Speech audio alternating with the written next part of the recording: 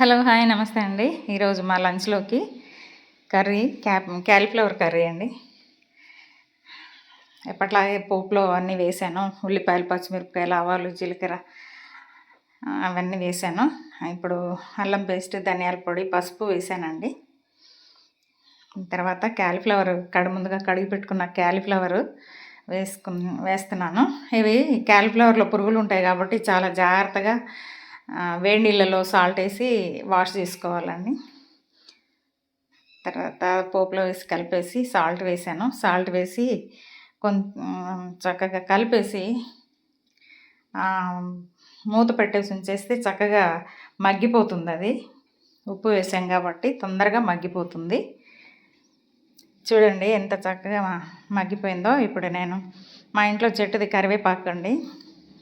ఇది పుదీనా కూడా మా ఇంట్లోదే, కుండీల్లో పుదీనా ఫ్రెష్గా వేస్తున్నాను.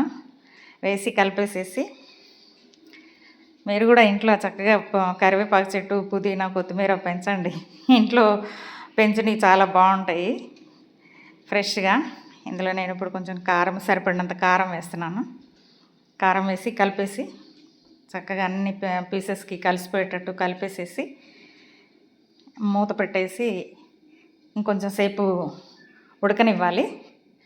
చాలా కొంచెం సిమ్లో, మీడియం ఫ్లేమ్లో పెట్టి ఉడకనిస్తే చాలా చక్కగా మగ్గిపోతుంది. చూడండి చక్కగా మగ్గిపోయింది, చాలా చక్కగా మగ్గిపోయింది. ఈ కర్రీ చపాతీస్లోకి చాలా బాగుంటుంది, ఇంకా రైస్లోకి కూడా బాగుంటుంది.